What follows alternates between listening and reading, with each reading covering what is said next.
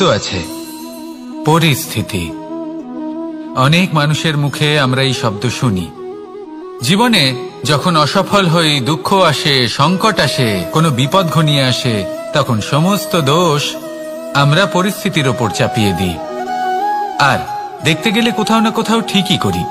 এই পরিস্থিতি প্রত্যেক দিনের মতো পাল্টাতে থাকে, কিন্তু এই দিন, এই রাত, এমন কেউ আছেন যিনি এর ওপরেও নিয়ন্ত্রণ সাধন করেন, আর তিনি হলেন সূর্য।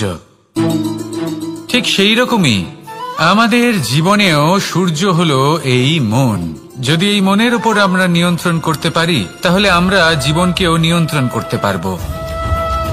প্রথমে এই মনের রাজা হয়ে উঠতে হবে। তাই মনে রাখবেন, যদি মন দুর্বল হয়, তাহলে পরিস্থিতি আমাদের সমস্যা বলে মনে হবে। এই মন যদি স্থির হয়, পরিস্থিতি প্রতিস্পর্ধা বলে মনে হবে। আর এই মন যদি শক্তিশালী হয়ে ওঠে, তাহলে যে কোনো পরিস্থিতি আপনার কাছে একটা সুযোগ মাত্র। এমন এক সুযোগ যাতে অগ্রসর হয়ে আপনি মহান হয়ে উঠতে পারেন। এই মনের শক্তির বৃদ্ধি ঘটান, মহান হয়ে উঠুন, আর আমার সাথে ভালোবেসে বলুন, রাধা রাধা। খুব সুন্দর একটা কাহিনী আছে। একবার এক ব্যক্তি নিজের অসফলতার জন্য ত্রস্ত হয়ে সময় দেবতার তপস্যা করতে বসলেন। উনি তপস্যা করলেন এবং সময় দেবতা প্রসন্ন হলেন। মানুষের রূপ ধারণ করে ওনার সামনে প্রকট হলেন। এবার সেই ব্যক্তি ওনাকে জিজ্ঞেস করলেন যে কি এমন আছে যার জন্য আপনি বারবার জয়ী হন আর আমি চিরকাল পরাজিত হয়ে থাকি? কেন এত পরিশ্রম করা সত্ত্বেও আমি সাফল্য লাভ করতে পারি না? তখন সময় দেবতা উত্তর দিলেন যে দিন হোক বা রাত, ঝড় হোক বা ভূমিকম্প, রোদ হোক বা বৃষ্টি হোক, সময়ের সূত্রপাত হোক বা প্রলয়, আমি থামি না, আমি চলতেই থাকি। আর সেই জন্য যিনি থেমে যান তিনি পরাজিত হন আর আমি জয়ী হই। এটাই আমাদের শিখতে হবে। জীবনে সবসময় চলতে থাকুন, কখনো থামবেন না। হ্যাঁ, কিছুক্ষণের জন্য বিরতি নিতে পারেন, বিশ্রাম করার জন্য, নিজেকে আরো সশক্ত করে তোলার জন্য, কিন্তু থেমে যাবেন না। নিরন্তর কর্ম করতে থাকুন, পরিশ্রম করতে থাকুন, তবেই এই সংসার আপনাকে মনে রাখবে। আসুন আমার সাথে ভালোবেসে বলুন, রাধা রাধা। আমাদের জীবনে গুরুজনেরা, জ্ঞানী মানুষজন সবসময় একটা কথা বলেন, ধৈর্য ধরো। শুধুমাত্র দুটো শব্দ, কিন্তু কতটা বিশাল সেটা বোঝার চেষ্টা করুন। ছোট একটা অস্ত্র হাতে নিন এবং একটা বিশাল পর্বতে নিরন্তর প্রহার করতে থাকুন, ধৈর্য ধরে সেই কাজ করতে থাকুন।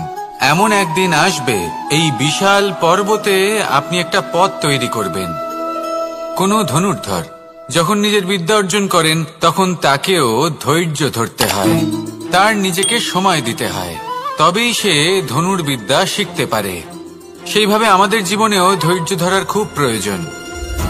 পরিবারে ধৈর্য রাখতে পারলে তাহলে আস্তে আস্তে দেখবেন প্রেম বৃদ্ধি পাচ্ছে। সমাজে যদি ধৈর্য রাখতে পারেন, তাহলে আস্তে আস্তে এই সমাজ আপনাকে সম্মান করবে। যদি নিজের জীবনে ধৈর্য রাখতে পারেন, তাহলে নিজে থেকেই আত্মবিশ্বাস বাড়বে, নিজের বিকাশ হবে। জীবনে সবই সম্ভব যদি ধৈর্য রাখতে পারেন। হয়তো আস্তে আস্তে হবে, কিন্তু হবে অবশ্যই। শুধু ধৈর্য রাখুন, কারণ ধৈর্যই সব থেকে বড় পুঁজি। আসুন আর আমার সাথে ভালোবেসে বলুন, রাধা রাধা। আমাদের জীবনে যখনই আমরা কোনো বড় দায়িত্বের সম্মুখীন হই, তখন আমরা তার থেকে দূরে পালাই আর এই অজুহাত দিই যে না না, এত বেশি ভার বহন করার যোগ্যতা আমার নেই, আমি করতেই পারবো না। দেখুন, এই সংসারে ভিন্ন ভিন্ন ধরনের গাছ আছে, ছোট গাছ, বড় গাছ, কিন্তু বটগাছের মতো বড় এবং নিবিড় গাছ আর একটাও নেই।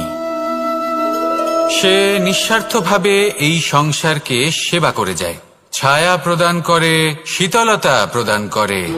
আর যখন এমন সময় আসে যখন তার ওপর বোঝা অত্যন্ত বেড়ে যায়, সে কিন্তু কোনোভাবেই ভেঙে পড়ে না। তখন সে নিজের নিঃস্বার্থ কর্মের ফল লাভ করে, সেই নিঃস্বার্থ কর্ম যা সে করেছে। তার দেহ থেকে ছোট ছোট ঝুড়ি বার হয় এবং তা কাণ্ডের আকার ধারণ করে। সেই কাণ্ড মাটির কাছে পৌঁছয় এবং তারপর তা বটগাছের সহায়ক হয়ে ওঠে। সে ভেঙে পড়ে যায় না। এইভাবে আপনিও জীবনে নিঃস্বার্থভাবে সবার সেবা করুন, ভালোবাসুন, সবাইকে সাহায্য করুন। যেদিন আপনার ওপর বোঝা অত্যন্ত বেড়ে যাবে, সেদিন এই সব মানুষ আপনাকে সাহায্য করার জন্য আসবেন, আপনার শক্তি হয়ে উঠবেন, আর আপনি বটগাছের মতোই মহান এবং বিশাল হয়ে উঠবেন। আসুন আর আমার সাথে ভালোবেসে বলুন, রাধা রাধা।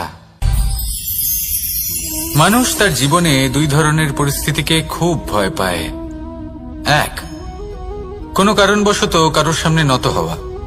দুই, কোনো কারণে নিজের চরিত্র থেকে, নিজের মূল্যবোধ থেকে বিচ্যুত হওয়া।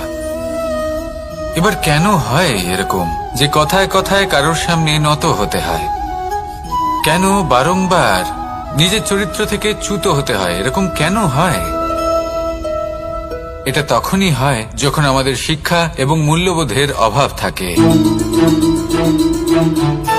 যদি মানুষের মধ্যে প্রকৃত শিক্ষা থাকে, তাহলে এই সংসারে কোনো সময় এবং কারোর সামনেই নত হওয়ার কোনো প্রয়োজন নেই।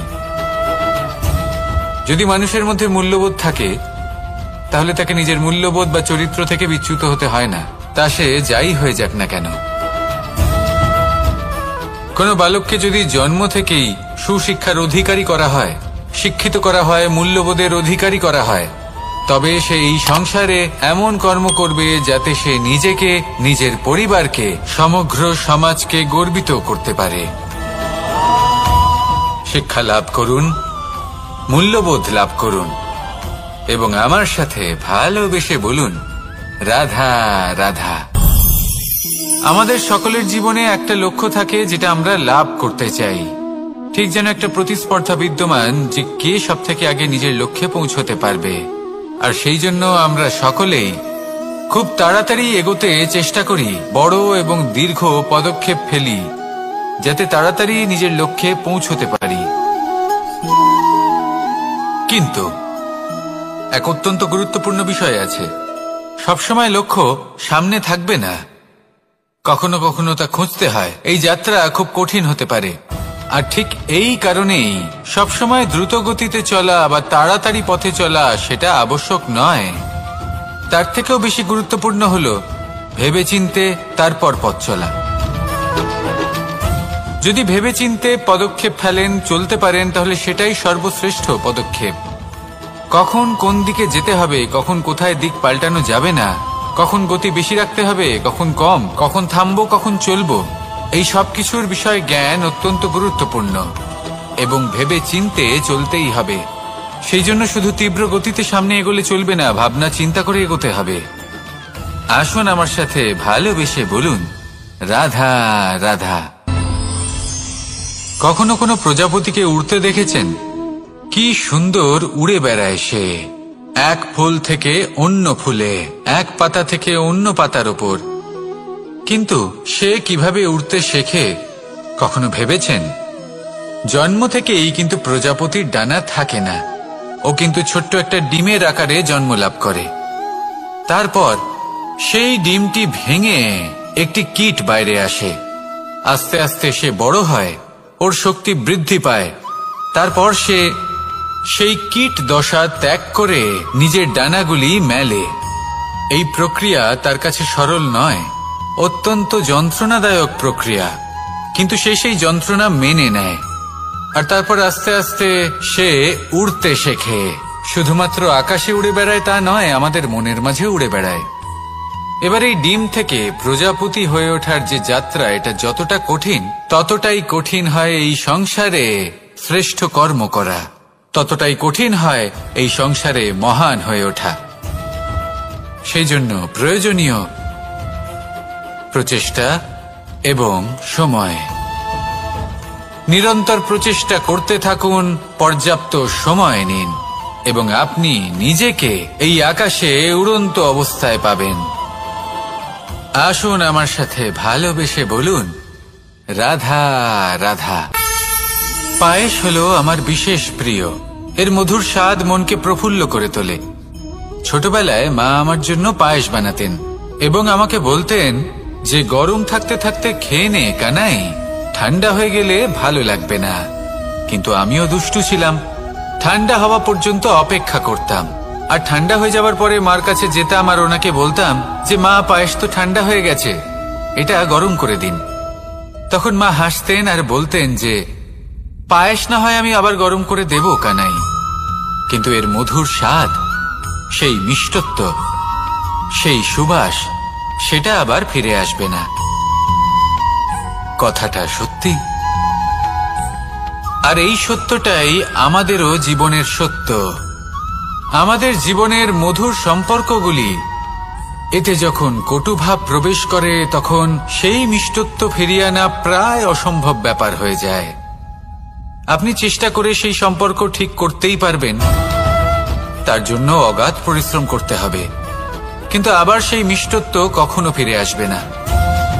সেই জন্য আপনার জীবনের যে মধুর সম্পর্ক আছে, যতটা সম্ভব চেষ্টা করুন তাতে মিষ্টত্ব বজায় রাখতে। কটুভাব আসতে দেবেন না।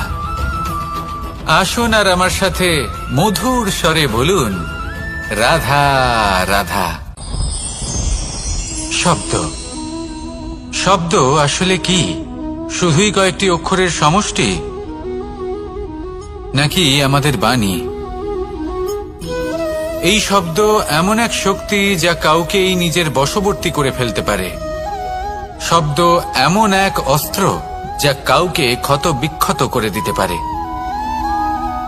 এই শব্দ হলো একটি নাদ স্বরূপ, যা কোনো ঘুমন্ত ব্যক্তিকেও জাগিয়ে তুলতে পারে এবং নিজের লক্ষ্যের দিকে অগ্রসর করতে পারে। শব্দে এত শক্তি আছে যে কারোর মনে এতটা আঘাত দিতে পারে যে সে হয়তো জীবনে আর কখনো এগোতেই পারল না। তাহলে এই শব্দের প্রয়োগ খুব ভেবে চিন্তে করবেন। এবং এই শব্দের মতোই হলো নীরবতা। অনেক সময় এই নীরবতা আমাদের সহায়ক হয়ে ওঠে, অনেক সময় এটা আমাদের অনুশোচনাকে অনেক বেশি বাড়িয়ে তুলতে পারে। ভীষ্ম পিতামহ, অঙ্গরাজ কর্ণ, যখন দ্রৌপদীর বস্ত্রহরণ হচ্ছিল তখন এনারা নীরব ছিলেন। দুর্যোধনের বিরোধিতা করেননি, ওকে বাধা দেননি। আর তারপর কি হলো সেটা আপনারা সকলে জানেন। দেখতে গেলে নীরবতা চুপ করে থাকা, কিন্তু যদি কোনো দুষ্টের সামনে চুপ করে থাকেন, যদি তার বিরোধিতা না করতে পারেন, তাহলে এই নীরবতাই অনেক বড় পাপের আকার ধারণ করে। মনে রাখবেন আর আমার সাথে ভালোবেসে বলবেন, রাধা রাধা। আভূষণ, কার না ভালো লাগে এই আভূষণ? আমরা পরিশ্রম করি, ধন অর্জন করি আর আভূষণ কিনে থাকি, কখনো নিজের জন্য, কখনো বা তাদের জন্য যাকে আমরা ভালোবাসি, বা তাদের জন্য যাকে আমরা সম্মান করি। হয়তো সেই জন্যই সীতা চূড়ামণি ধারণ করেছিলেন এবং আমি সামন্তকমণি। কিন্তু এটাই কি সেই প্রকৃত আভূষণ যা আপনার মূল্য বৃদ্ধি করে? না। শ্রীরামের আভূষণ হল ওনার নম্র ভদ্র ব্যবহার। মাতা সীতার আভূষণ হল ওনার সততা, ওনার নিষ্ঠা, ওনার ত্যাগ। অর্জুনের আভূষণ ছিল ওনার একাগ্রতা। রাধার আভূষণ ওনার প্রেম। এই আভূষণ কোথাও নেই, আপনার মনে আছে। যদি আপনার মনে মিষ্টতা থাকে, তা শান্ত হয়, তাতে সততা থাকে, নিষ্ঠা থাকে এবং প্রেম থাকে, তাহলে আপনার অন্য আর কোনো আভূষণের কোনো প্রয়োজন নেই। আপনি যতই ভিড়ের মাঝে থাকুন, আপনার ঔজ্জ্বল্য চোখে পড়বে। আসুন আর আমার সাথে ভালোবেসে বলুন, রাধা রাধা। এই সংসারের সবথেকে বড় সত্যি হলো জন্ম এবং মৃত্যু, কিন্তু আরো বড় একটা সত্য আছে, মিত্র এবং শত্রু, যা আমাদের সকলের জীবনে থাকে। মিত্র সে যে আমাদের সঙ্গ দেয় এবং সংসারের সবথেকে উঁচু শিখরে আমাদের নিয়ে যায়, এবং শত্রু সে যে যে কোনো মুহূর্তে যে কোনো শিখর থেকে আমাদের নিচে ফেলে দিতে পারে। এবার বিচিত্র ব্যাপার হলো এটাই যে আমরা নিজেরাই এদের সাথে নিয়ে চলি, নিজেরাই এদের পালন করি। তা কি করে? প্রথমে বুঝুন এই মিত্র এবং শত্রু কারা। আপনার নিজের মন, আর কেউ নয়। এই মনই হলো মিত্র। যখন তাতে ভারসাম্য বজায় থাকে, তা নিয়ন্ত্রিত থাকে, তা পবিত্র হয়। কিন্তু যদি এই মন অনিয়ন্ত্রিত হয়ে পড়ে, যদি আপনাকে সে নিয়ন্ত্রণ করতে শুরু করে, তখন সেই আপনার সবথেকে বড় শত্রু হয়। সেই জন্য এই মনের ওপর নিয়ন্ত্রণ রাখতে শিখুন, এতে ভারসাম্য বজায় রাখতে শিখুন। তাহলে আপনি এমন এক বন্ধুকে পাবেন যে আপনাকে এই সংসারের শিখরে পৌঁছে দেবে। আসুন আমার সাথে ভালোবেসে বলুন, রাধা রাধা। ঈশ্বর আসলে কে? সংসারের বেশিরভাগ মানুষের কাছে ঈশ্বর হলেন এই সংসারের রচয়িতা, পালনকর্তা। কারোর কাছে উনি জ্ঞাতা, কারোর কাছে উনি হলেন আস্থার প্রতীক, আবার কারোর জন্য শুধুমাত্র অন্ধ বিশ্বাস।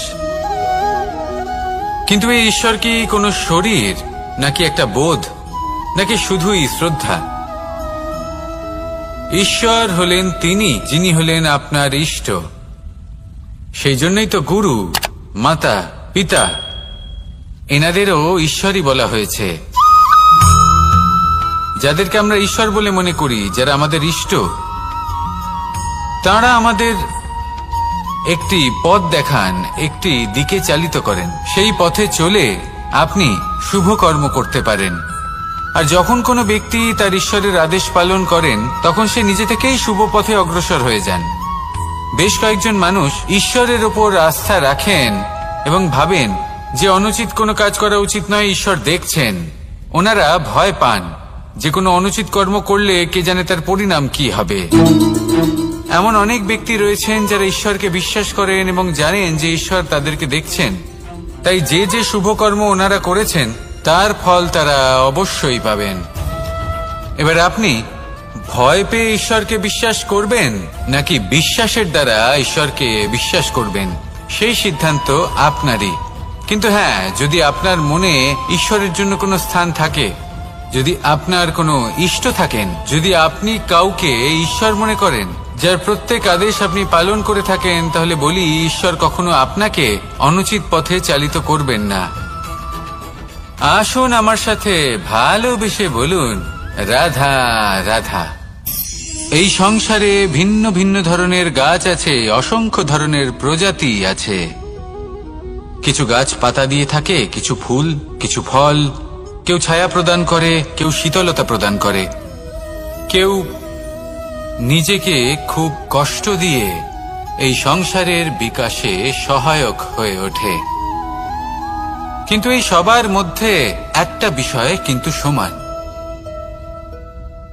এরা প্রত্যেকেই পাতা ছাড়া, ফুল ছাড়া, ফল ছাড়া জীবিত থাকতেই পারে, কিন্তু কোনো বৃক্ষই শিকড় ছাড়া বেঁচে থাকতেই পারে না।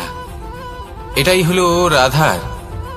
ঠিক সেইভাবেই আমাদের জীবনে শক্তি হোক, ধন হোক বা সাফল্য হোক, আমাদের বা আমাদের পরিবারের প্রসন্নতাই হোক, এই সব কিছুর আধার হলো, সবকিছুর মূল হলো পরিশ্রম। তাই জীবনে চিরকাল পরিশ্রম করতে থাকুন। যদি আপনি জীবনে মহান হবার পথে অগ্রসর হতে চান, তাহলে পরিশ্রম করুন। এই পরিশ্রম দ্বারাই নিজের পরিবারকে প্রসন্ন করুন, নিজের বন্ধুদের প্রসন্ন করুন, এই সমাজকে গর্বিত করুন। আসুন আমার সাথে ভালোবেসে বলুন, রাধা রাধা। এই সংসারের সব থেকে বড় রোগ কোনটা? কেউ বলবে মানসিক রোগ, কেউ বলবে সেই রোগ যা সর্পদংশনের ফলে হয়ে থাকে। এই সংসারে ভিন্ন ভিন্ন ধরনের রোগ আছে এবং তার সাথে ভিন্ন ভিন্ন ধরনের যন্ত্রণাও রয়েছে। এমন একটা রোগ আছে যা চোখে দেখা যায় না, যা আপনার শরীরে কোনো দাগ রেখে যায় না, কিন্তু আপনার আত্মাকে পর্যন্ত ক্ষত বিক্ষত করে, অসুস্থ করে তোলে, বিনাশ করে দেয় আপনাকে এবং তার সাথে আপনার আত্মাকেও। এই অসুখের নাম হলো লালসা। লালসা, যে কর্ম সাধন করেছেন তার থেকে বেশি ফল লাভ করার আশা। লালসা, যা আজ আছে তার থেকে অনেক বেশি লাভ করার ইচ্ছে। এই ইচ্ছে এই সংসারে সবার থেকে এগিয়ে থাকার আপনাকে প্রেরণা যোগাবে, কিন্তু তার জন্য আপনাকে অপরাধযোগ্য কাজ করতে উৎসাহিত করবে। আপনার বন্ধু, আপনার আত্মীয়, আপনার পরিবার, এই সবার থেকে আপনি কখন দূরে চলে যাবেন আপনি বুঝতেই পারবেন না। উচিত অনুচিত কোনটা, ধর্ম অধর্ম কোনটা, সব ভুলে যাবেন আপনি। সেই জন্য মনে রাখবেন, নিজের জীবনে যদি আপনি লালসার থেকে নিজেকে দূরে রাখতে পারেন, তাহলে এর অর্থ হলো যে আপনি এই সংসারের সব থেকে বড় অসুখের ওপর বিজয় লাভ করেছেন। আসুন আমার সাথে ভালোবেসে বলুন, রাধা রাধা। এই সাগর কত বিশাল আকার, কখনো শান্ত কখনো উত্তাল, কিন্তু এই সাগরকে এত মহান কে করে তুলল? জল। এবার এই জলের যাত্রা দেখুন, সেটা কতটা কঠিন। এই জল সাগরে থাকে, সূর্য ওকে এতটা উত্তপ্ত করে তোলে যে এই জল নিজের অস্তিত্ব হারিয়ে ফেলে এবং বাষ্পে পরিণত হয়ে হাওয়ায় মিলিয়ে যায়। তারপরে আকাশে যায় আর নিজের অস্তিত্ব আবার হারিয়ে ফেলে, মেঘে পরিণত হয়। তারপর এই মেঘ কোথাও গিয়ে কোনো পর্বতে ধাক্কা খায়, তারপর আবার এই জল নিজের অস্তিত্ব হারায়। তারপরে বর্ষার রূপ ধারণ করে তা বর্ষিত হয়, বা কোনো পর্বতের চূড়ায় তার শিখরে বরফের রূপ ধারণ করে। তারপরে এই বর্ষা মাটির দিকে নিজের যাত্রা শুরু করে। এবার মাটিতে ঝরে পড়া এই বর্ষা স্রোতের আকার ধারণ করে এবং আস্তে আস্তে বইতে থাকে। এই নদীর আকার ধারণ করে এবং নদী রূপে বইতে বইতে পাথরে ধাক্কা খায় বা কোনো পর্বতে ধাক্কা খায়, আর তারপর এই নদী এসে সাগরে সমাহিত হয়ে যায়। নদীর এই জল আবারও নিজের অস্তিত্ব হারিয়ে ফেলে, কিন্তু এইবার সেই জল নিজেই সাগরে পরিণত হয়। এটা আমাদের সকলের জন্য একটা শিক্ষা যে এই সংসারে জীবন এবং সময়ের হলো এক অনন্ত যাত্রা। এই সংসারে যা কিছু আছে তার সূত্রপাত কোথাও একটা হবেই। সেই জন্য মৃত্যু এবং সমাপ্তির চিন্তা ত্যাগ করে দিন, আর যে সূত্রপাত আপনি লাভ করছেন তার আনন্দ উপভোগ করুন। ভেবে দেখুন আপনি কিভাবে শ্রেষ্ঠ কর্ম করতে পারেন যাতে এই সংসার এবং এই সমাজ, এই দুইয়ের মঙ্গল সম্ভব। আসুন আমার সাথে ভালোবেসে বলুন, রাধা রাধা। মাকড়সার জাল দেখতে পাচ্ছেন? মাকড়সারা ভীষণ পরিশ্রম করে এটা তৈরি করে, নিজের শরীরের রস দিয়ে এই জাল বোনে। আপনি কি এটার উদ্দেশ্য জানেন? আসলে মাকড়সা এই জালে ছোট কীটপতঙ্গ ধরে তাদেরকে খাদ্যরূপে গ্রহণ করে। কিন্তু আপনি কি এই কথা জানেন যে একদিন মাকড়সা নিজেই নিজের জালে জড়িয়ে মৃত্যুবরণ করে থাকে? বলুন, কি করেন আপনি এই জাল দেখতে পেলে? দেখতে পেলেই মুছে ফেলেন এর অস্তিত্ব, তাই না? তেমনি অন্যদিকে পাখির বাসা, পাখিরাও ভীষণ পরিশ্রম করে এটা তৈরি করে। কিন্তু যদি পাখি একদিন এটা ছেড়ে চলে যায়, তাহলেও লোকে এটা নষ্ট করে দেয় না। কারণটা কি? এর কারণ হলো এর নির্মাণ জীবন সঞ্চারের জন্য করা হয়েছিল, নষ্ট করার জন্য নয়। তাই মনে রাখবেন, জীবনে আপনার পরিশ্রম যতই বেশি হোক না কেন, যদি আপনার লক্ষ্য শুভ না হয়, তাহলে আপনারও বিনাশ নিশ্চিত। তাই সৃজন করতেই থাকুন আর মুগ্ধ হয়ে বলুন, রাধা রাধা।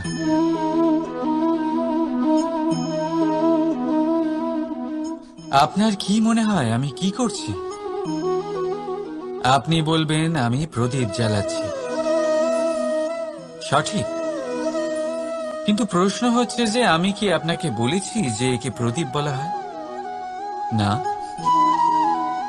এই প্রদীপ কি নিজেই নিজের পরিচয় আপনাকে দিয়েছে? না। তাহলে আপনি কি করে জানলেন যে একে প্রদীপ বলা হয়? উত্তর হচ্ছে, পড়বে যে লোকে আপনাকে প্রদীপ ভেবে ভালোবাসবে নাকি সাপ ভেবে ভীত হয়ে থাকবে। রাধা রাধা। সময় কত বিচিত্র হয়। সময় আমাদের পক্ষে থাকলে আমরা নিজেদের রাজা মনে করে নিই, আর সেই সময় যদি বিপক্ষে চলে যায় তাহলে নিঃস্ব হতে সময় লাগে না। তাই মানুষের একটা অভ্যেস আছে, খারাপ সময়ের জন্য কিছু সঞ্চয় করা। আত্মীয়, বন্ধু খারাপ সময় পাশ থেকে সরে যায়।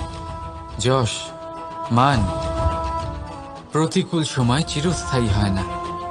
তাই মানুষ মনে করে অর্থ সঞ্চয় করাই শ্রেয়। অর্থের কোনো হৃদয় নেই যা সময়ের সাথে পরিবর্তিত হবে। সংসার বলে সর্বদা অর্থ সঞ্চয় করতে থাকুন। খারাপ সময় অবশ্যই কাজে লাগবে, কিন্তু আমি বলবো শুভ কর্ম করতে থাকুন, আনন্দে থাকুন, নিজের ওপর আর ঈশ্বরের ওপরে বিশ্বাস রাখুন। খারাপ সময় কখনো আসবেই না। রাধা রাধা।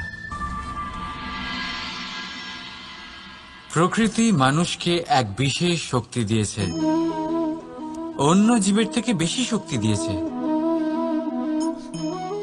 স্মরণ শক্তি।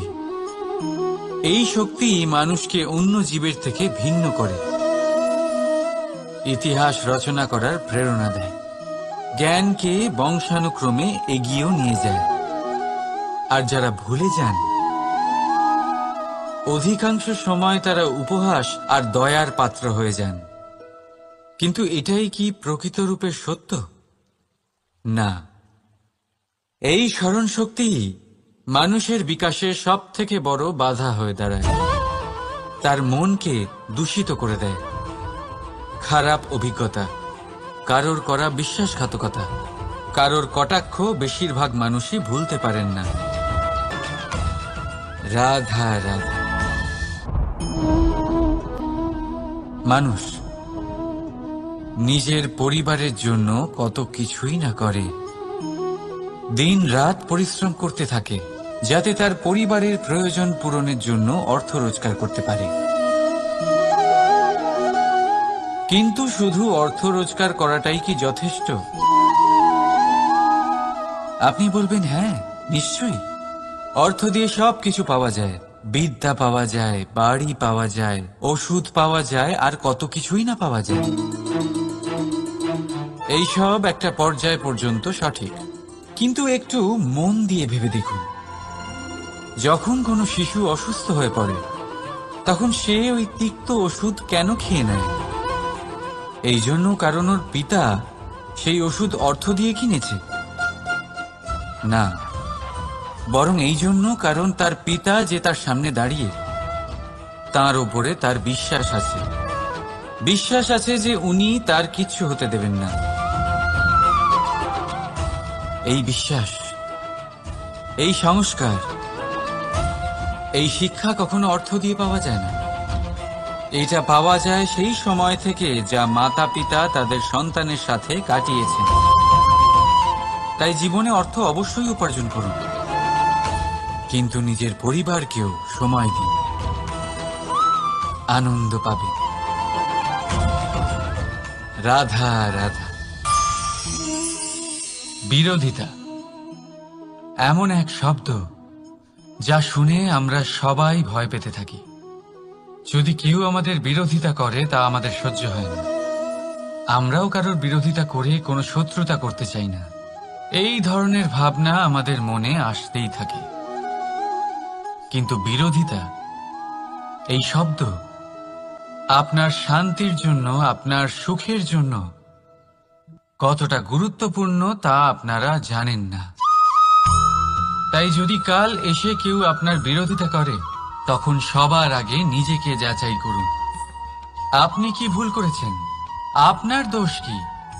নিজের মধ্যে কি ত্রুটি আছে সেটা বোঝার চেষ্টা করুন, নিজেকে সংশোধন করার চেষ্টা করুন। তারপর দেখুন, বিরোধিতার এই আগুন আপনাকে স্বর্ণ থেকে কুন্দন বানিয়ে তুলবে।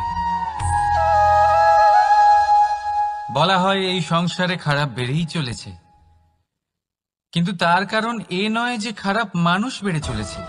তার কারণ হলো যে ভালো মানুষ, যাদের ভালো চিন্তা, ভালো বিচারধারা আছে, তারা খারাপের বিরোধিতা করতে পারে না। যদি আপনার সম্মুখে কোনো খারাপ কর্ম হয়, তাহলে তার বিরোধিতা করতে সংকোচ করবেন না, কারণ বিরোধিতার এই আগুন মন্দকে পিছুপা হতে অবশ্যই বাধ্য করে। রাধা রাধা। জীবনে আপনি এরকম মানুষও দেখবেন যারা এটা বলে, ভাবে, নিজেকেও বলে যে উনি সেই এমন ব্যক্তি যার মতো আমি হতে চাই। ঠিক আছে, কারোর থেকে প্রেরণা নেওয়াটা কোনো ভুল নয়, কিন্তু কখনো কখনো এই প্রেরণা গুরুত্বহীন হয়ে যায় আর আমরা শুরু করে দিই সেই ব্যক্তিকে নকল করতে। এখানেই থেমে যায় আমাদের উন্নতি। এবারে দেখুন, সংসারে শত কোটি রঙের ফুল আছে, কিন্তু তারা কখনো একে অপরকে নকল করে না। সময়কে ব্যবহার করুন নিজের অস্তিত্ব নির্মাণ করার জন্য, কারণ কারোর ছায়া হওয়ার থেকে ভালো আপনি কারোর জন্য প্রেরণা হয়ে উঠুন। রাধা রাধা। আমরা সকলে পাথুরে রাস্তা এড়িয়ে চলি, কারণ এই পথের পাথর আমাদের যাত্রা আরো কঠিন করে তোলে, আমাদের পা আহত করে দেয়। কিন্তু একটা গুরুত্বপূর্ণ কথা আমরা ভুলেই যাই, এই কঠিন পথই না শুধু আমাদেরকে নিজেদের দুর্বলতার সাথে পরিচয় করায়, বরং আমাদের শক্ত হওয়ার প্রেরণাও দিতে থাকে। সময়ের সাথে ঠিক এমনটাই হতে থাকে। সবাই ভালো সময়ের অপেক্ষা করতে থাকেন, ভালো সময়ের জন্য পরিশ্রম করেন, তার জন্যই চিন্তা করেন, কিন্তু ভুলে যান যে ভালো সময় বহুবার আমাদের বিবেক নষ্ট করে দেয়। সেখানেই খারাপ সময় আমাদের বুদ্ধিকে সঠিক পথে চালিত করে। রাধা রাধা। ঘোড়াকে যতই প্রশিক্ষণ প্রদান করুন, তার মুখে লাগাম তো পরাতেই হবে। একজন ভালো চালক সেই ঘোড়ার লাগাম মাঝে মাঝে টেনে ধরে, তাকে সঠিক পথে চালিত করতে, যাতে সেই ঘোড়া দিগ্ভ্রান্ত না হয়। এবার একটু ভাবুন, ঠিক এরকমই হয় আমাদের মন। যদি এটা বিবেকের লাগাম দিয়ে মাঝে মাঝে আমরা টেনে না ধরি, তাহলে আমাদের এই মন দিগ্ভ্রান্ত হতে পারে।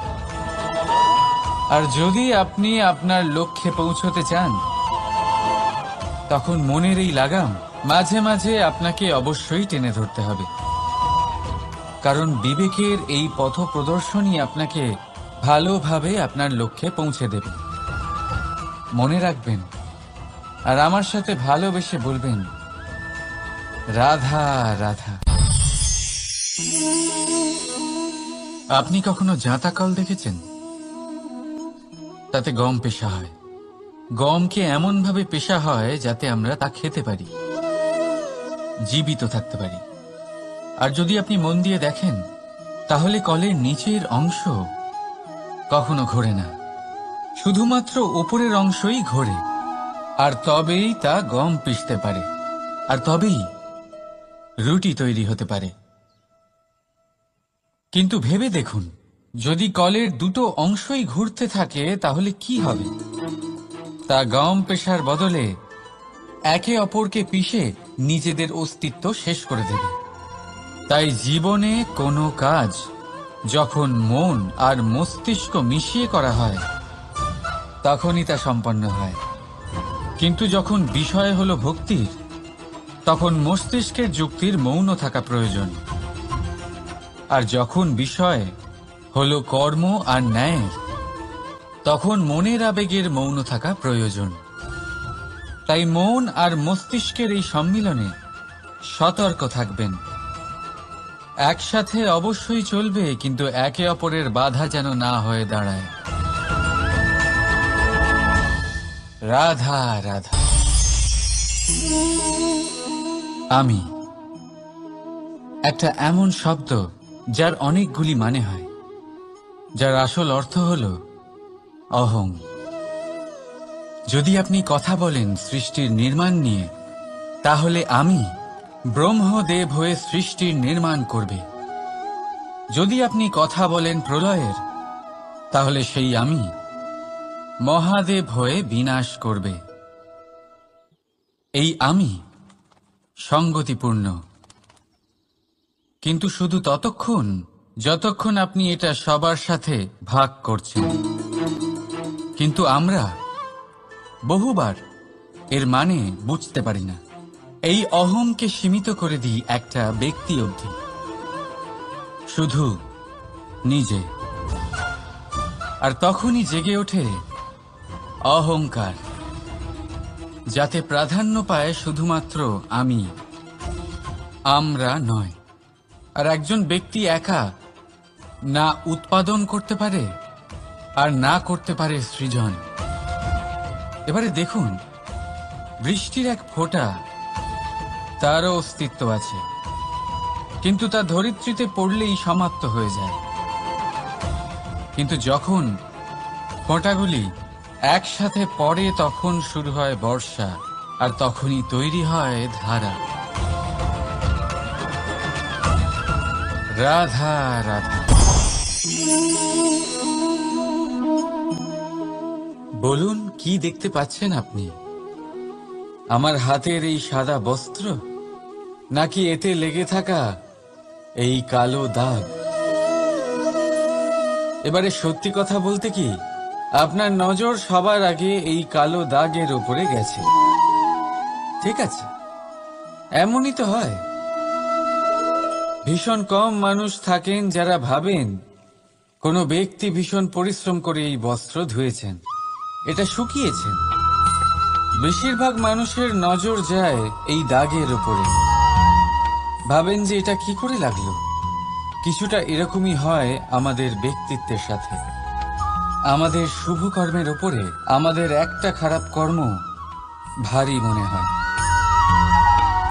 এবারে ভাবুন, যদি আমি চন্দ্রের কথা বলি, তাহলে তার শীতল আলো দেখার পূর্বে তার কলঙ্ক লক্ষ্য করেন, সেই চাঁদে লেগে থাকা কালো দাগ দেখে নেন। সেই জন্যই বিশেষ করে যারা শুধুমাত্র শুভ চিন্তা করেন আর উপকারী কর্ম যারা করেন, তাদের আমি বলবো সাবধানে থাকবেন, কারণ আপনার একটা খারাপ কর্ম চিরকালের জন্য উদাহরণ হয়ে দাঁড়াবে। রাধা রাধা। সাফল্য। যদি আপনাকে জীবনে সাফল্য পেতে হয়, তাহলে আপনি একাধিক মানুষ পাবেন যারা একাধিক উপায় বলবে আপনাকে সাফল্য পাওয়ার। দীর্ঘ সময় ধরে পরিশ্রম, চেষ্টা, নির্ধারণ, নিষ্ঠা, এই বিষয়ে ভাষণ দিতে থাকবেন। একাধিক রকমের উদাহরণ আপনার সামনে তুলে ধরবেন। কিন্তু আমার এটা মনে হয়, আমরা কেন সেই বিষয়ে কথা বলি না যা মানুষকে অসফল করে তোলে? শুধু দুটো ব্যাপার অসফল হওয়া নিশ্চিত করে। শুধু দুই ধরনের মানুষ বেশিরভাগ অসফল হন।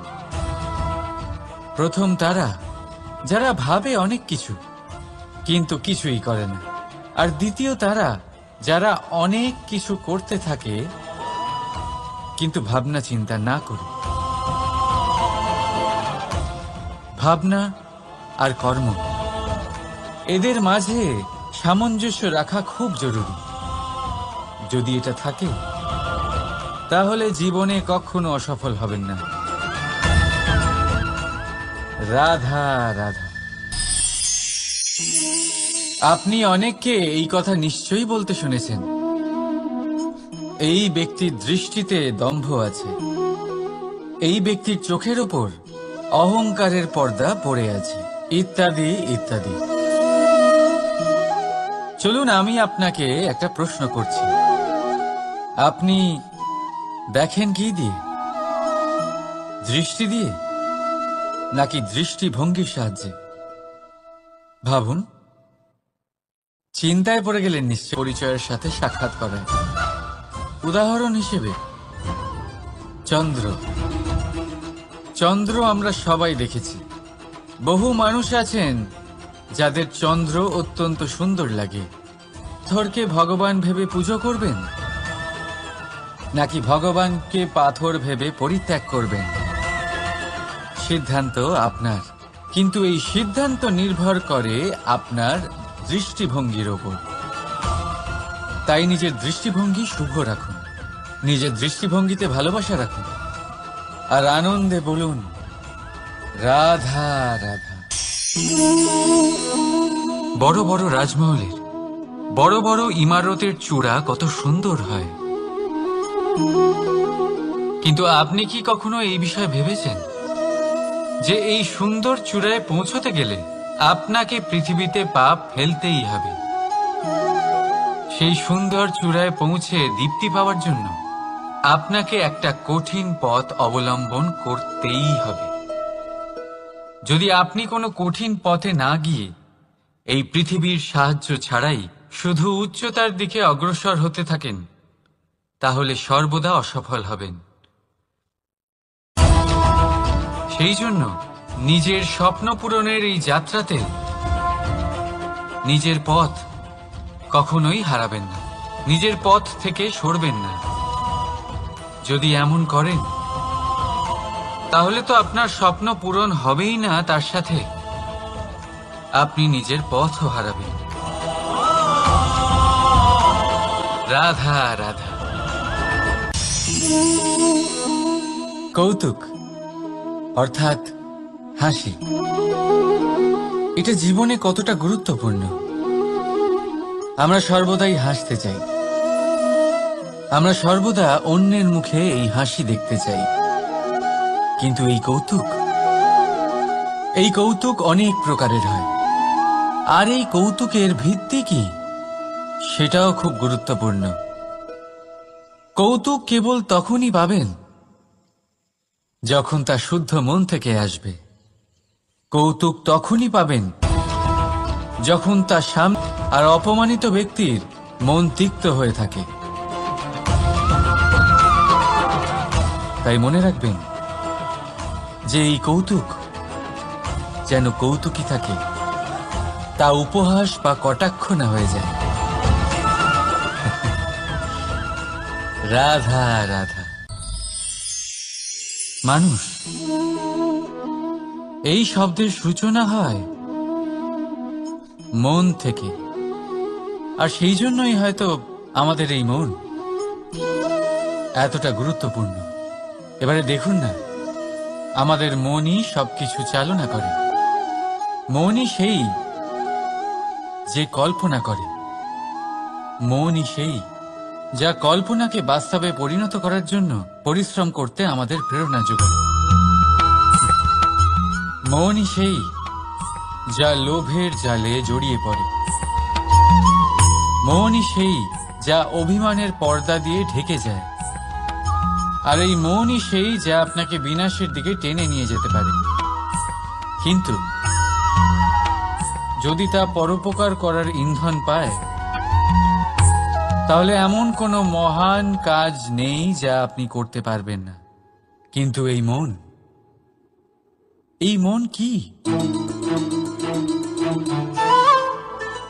এটা বোঝানো যায় দুটো শব্দের মাধ্যমে, দুটো সহজ শব্দ। প্রথম, একজন কুশল সেবক। দ্বিতীয়, একজন সংকটপ্রবণ মালিক।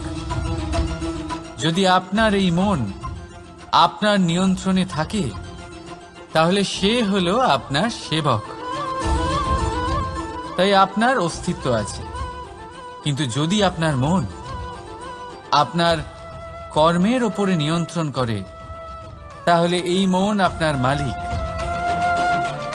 আর তখন আপনার বিনাশ নিশ্চিত। তাই নিজের এই মনকে নিয়ন্ত্রণে রাখুন, কিন্তু ভালোবেসে। আসুন আমার সাথে আনন্দে বলুন রাধা রাধা। এই সূঁচ দেখতে পাচ্ছেন আপনি? এটা শুদ্ধ লোহা দিয়ে তৈরি, বস্ত্র সেলাই করার কাজে লাগে, অস্ত্রোপচারে কাজে লাগে। কিন্তু আপনি কি কখনো ভেবে দেখেছেন এই সূঁচ কিভাবে তৈরি হয়? লোহার এক বড় অংশকে পিটিয়ে পিটিয়ে টেনে টেনে তাকে পাতলা বানানো হয়। এরপরেই আমরা পেয়ে থাকি সূচ। ভাবুন, যদি লোহার টুকরোতে অনর্গল প্রহার করার ফলে একটা লোহার টুকরো সূচে পরিণত হয়, তাহলে আমাদের জীবনে অনর্গল চেষ্টা করার ফলে জীবনের সমস্ত অংশকে আমরা কত প্রভাবশালী কাজে পরিণত করতে পারি। শুধু প্রয়োজন দৃঢ় নিশ্চয়তা। তাহলে আসুন আমার সাথে ভালোবেসে বলুন, রাধা রাধা। বিশ্বাস, জীবনে বিশ্বাস কতটা গুরুত্বপূর্ণ। একজন স্ত্রী তার স্বামীর হাত ধরে যে কোনো জায়গায় যেতে পারেন, এর কারণ হলো বিশ্বাস। তার নিজের স্বামীর ওপরে বিশ্বাস আছে। যখন একজন মা তার ছোট বাচ্চাকে কোলে তুলে হাওয়ায় ওঠায়, তখন সেই বাচ্চা ভয়ভীত হয়ে যায় না। তার কারণ হলো বিশ্বাস। তার বিশ্বাস আছে যে তার মা তার কিচ্ছু হতে দেবে না। এক বৈদ্যের দেওয়া ঔষধ সন্তান কিছু না বুঝে শুনেই খেয়ে ফেলে। সেই বৈদ্যের জ্ঞানের বিষয়ে তার কোনো ধারণাই থাকে না।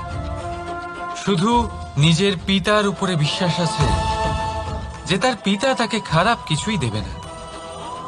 যখন এই সংসারের প্রতিটা বন্ধন বিশ্বাসের উপরে দাঁড়িয়ে আছে, তাহলে কেন এই বিশ্বাসকে আমরা জীবনে আনতে পারি না?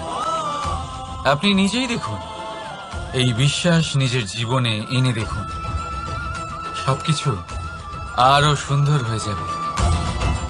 তাই ভালোবেসে বলুন, রাধা রাধা।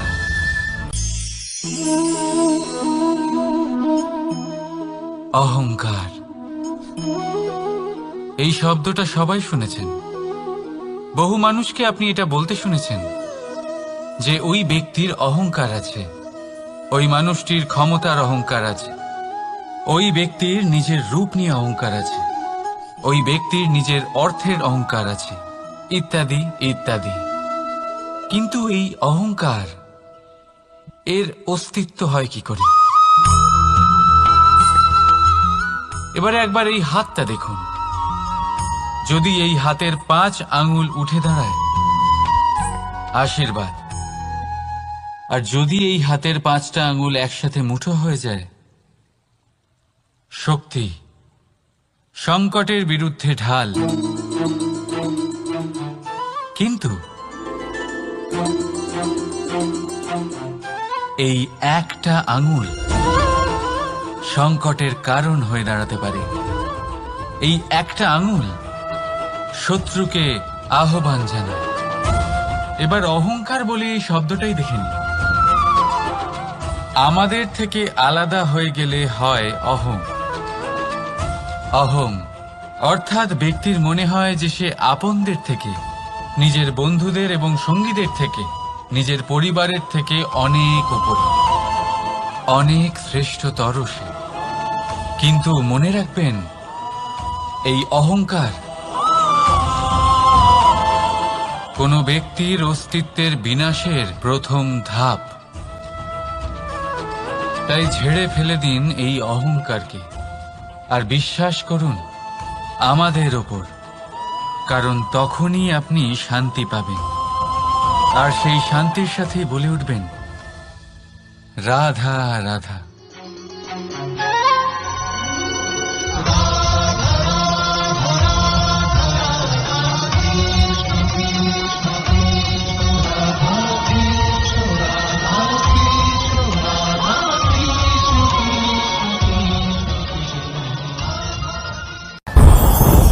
ওমা, এ কি?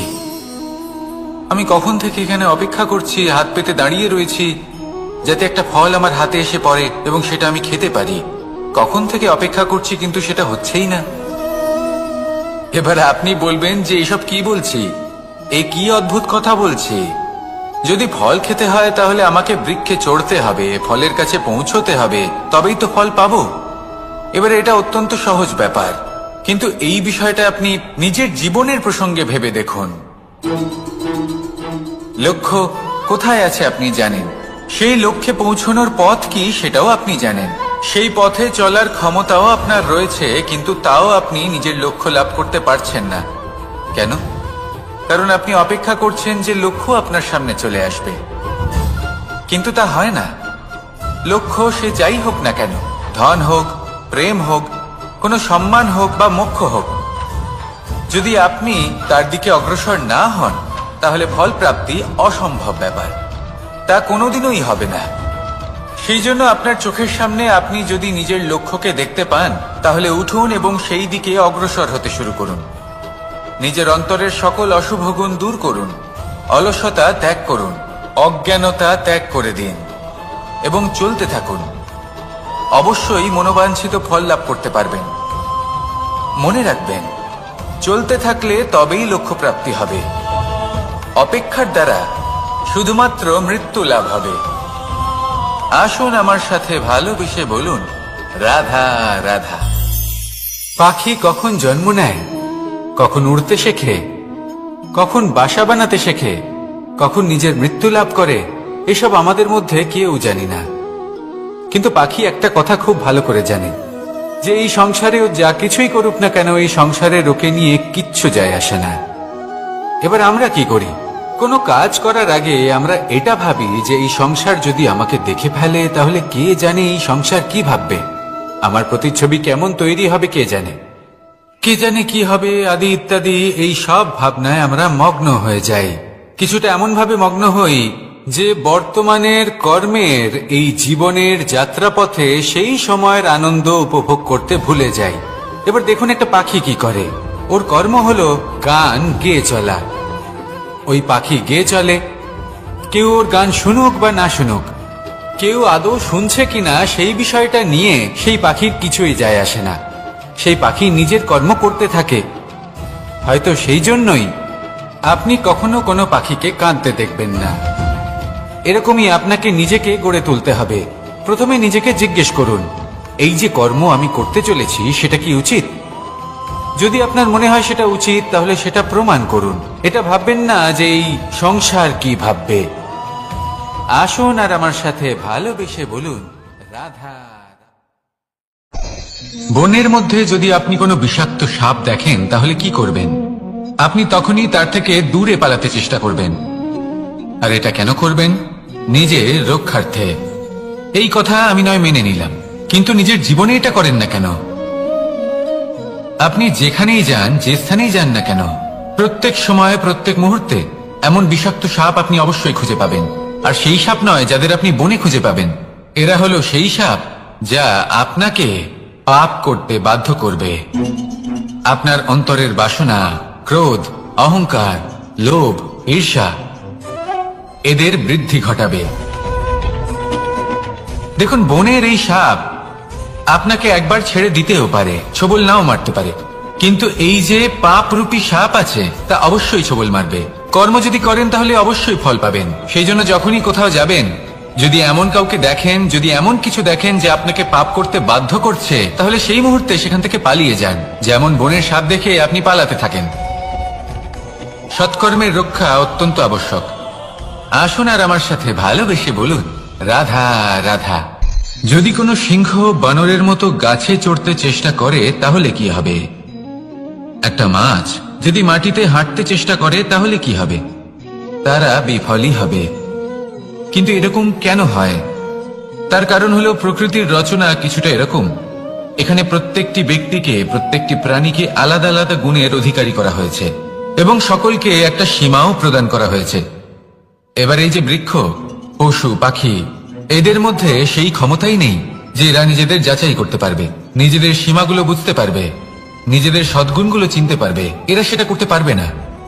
কিন্তু মানুষ তো আলাদা। মানুষের কাছে সেই বিশেষ শক্তি আছে যে তারা পূর্ণরূপে নিজেদের যাচাই করতে পারবে, নিজেকে পূর্ণরূপে বুঝতে পারবে, নিজের দোষ, নিজের অপগুণ, নিজের সদ্গুণ, নিজেদের সীমাগুলো তারা বুঝতে পারবে। আর এটা অত্যন্ত গুরুত্বপূর্ণ। কথায় আছে যে যদি সাফল্য লাভ করতে হয় তাহলে নিজেকে যাচাই করে নিতে হবে। তাই নিজেকে যাচাই করুন, নিজের সাথে পরিচিত হয়ে যান এবং জীবনে কর্ম করতে থাকুন। সাফল্যের শিখরে অবশ্যই পৌঁছে যাবেন। আর ওখানে যদি যান তাহলে এই মন প্রসন্ন হয়ে অবশ্যই বলবে রাধা রাধা। অন্ধকারাচ্ছন্ন রাত্রি যদি এসে থাকে তাহলে আলোকিত প্রকাশ নিয়ে সূর্যও অবশ্যই আসে। রোগ যদি এসে থাকে তাহলে তার ওষুধও অবশ্যই আসে। সমস্যা যদি আসে তাহলে সেই সমস্যার সমাধানও নিজে থেকেই আমাদের কাছে চলেই আসে। এই সংসার, এই জীবনের শুধুমাত্র একটাই নিয়ম আছে, আর তা হলো এটাই, এই সংসার হলো একটা চক্রের মতো। এতে শাশ্বত বলে কিছু নেই, নিত্য বলে কিছু নেই। আর যা কিছুই রয়েছে সব বদলাতে চলেছে। যদি আপনার জীবনে দুঃখ থাকে, সমস্যা থাকে, যদি আপনি বিপদ দ্বারা আচ্ছন্ন, তাহলে মনে রাখবেন সবকিছু বদলে যেতে চলেছে। দুঃখের সময় কাঁদবেন না, মনকে আরো দুঃখী করে তুলবেন না, কারণ এখানে যা কিছুই এসেছে তা যাওয়ার জন্যই এসেছে। তাহলে এত চিন্তা কিসের? আনন্দ সহকারে জীবন যাপন করুন আর আমার সাথে ভালোবেসে বলুন রাধা রাধা। রাত্রিবেলায় যখন আলোকিত জোনাকিদের দেখেন তখন মন প্রসন্ন হয়ে ওঠে। এদের দেখতে খুবই সুন্দর লাগে। আর এমন ঠিক কেন হয়? প্রথম হলো এটাই যে রাতের বেলায় চতুর্দিক অন্ধকারাচ্ছন্ন থাকে।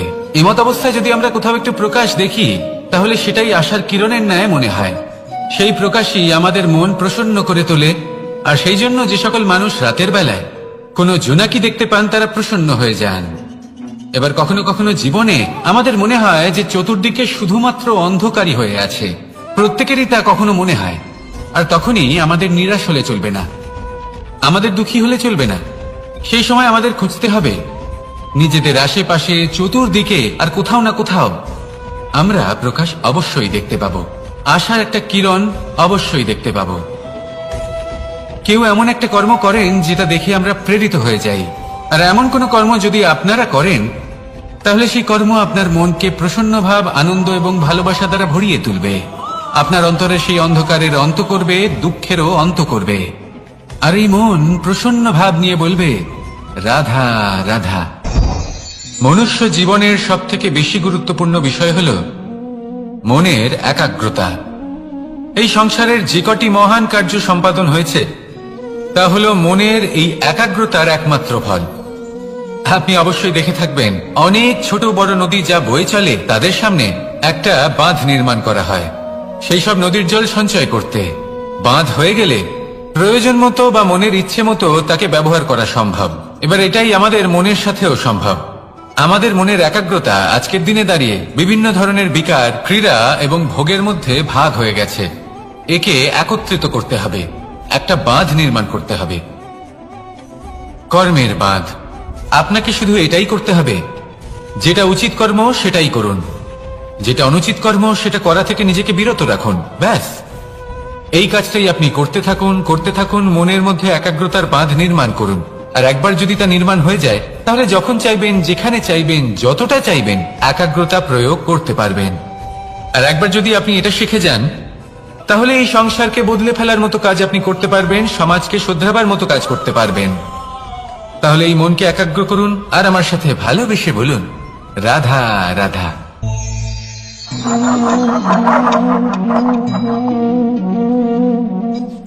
কোন ব্যক্তিকে নিশ্চয়ই দেখেছেন যিনি নিজে কাঠ কাটার এই কাজে নিপুণ এবং অভিজ্ঞ।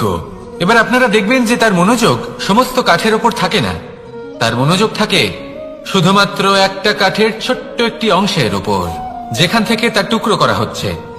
কিন্তু সেটা উনি কেন করেন? যদি এটা উনি না করেন তাহলে সেই কাঠ সঠিক পদ্ধতি এবং তাড়াতাড়ি কাটা যাবে না। জীবনেও তাই হয়ে থাকে। আপনি হয়তো কোনো লক্ষ্য স্থির করেছেন বা পথ নির্বাচন করেছেন বা কাজ স্থির করেছেন যেটা আপনি করেই ছাড়বেন। তাহলে নিজের সম্পূর্ণ মনোযোগ শুধুমাত্র তার উপর কেন্দ্রীভূত করুন। যদি আপনার মন এদিক ওদিক তাকাতে থাকে, অস্থির হয়ে পড়ে, বিচলিত হয়ে পড়ে, যদি তা হয়ে থাকে তাহলে আপনি অবশ্যই অসফল হবেন। তাই কর্মঠ থাকুন, নিরন্তর কর্ম করতে থাকুন এবং পূর্ণ মনোযোগ দিয়ে নিজের কাজ করুন। নিজের পথে অগ্রসর হন বা নিজের লক্ষ্য প্রাপ্ত করতে চেষ্টা করুন। তারপর দেখুন কি হয়, কিভাবে উচিত পথে এবং তীব্র গতিতে আপনার লক্ষ্য আপনার কাছেই পৌঁছে যায়। আর আপনার এই মন প্রসন্ন হয়ে বলে রাধা রাধা। কখনো কোনো নদীকে দেখেছেন? একই আকার, একই স্থান, শুধু প্রবাহিত হতে থাকে।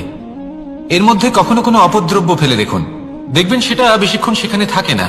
সেটা নদীর সাথে বইতে থাকে আর বয়ে যেতে যেতে সাগরে সমাহিত হয়ে যায়, আর শেষ পর্যন্ত সাগর সেটাকে তটে ফেলে দেয়।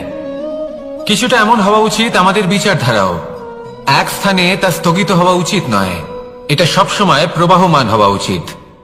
তবেই আমাদের চেতনা, আমাদের মূল্যবোধ এবং আমাদের স্মৃতি, এই তিনটি শ্রেষ্ঠ থাকবে। আর এটাই হলো পুকুর এবং নদীর মধ্যে পার্থক্য। নদীতে জল সবসময় বয়ে চলে, সেই জন্য পবিত্র থাকে, শুদ্ধ থাকে এবং পরিষ্কার থাকে। আর সেখানে এই পুকুরের তলদেশে সব জমা হতে থাকে, আর সেই জন্য তা অপবিত্র হয়ে যায়। তাই সবসময় এই বিচারধারা প্রবাহমান রাখুন। যদি মনে কোনো ভাবনা চলে আসে, সেখানেই থেকে যায় এবং বিদ্যে থাকে, তাহলে তা বের করে দিন, তাকেও বয়ে যেতে দিন, এবং তার যা উত্তর হবে তা সময়ের সাথে আপনার সামনেই চলে আসবে।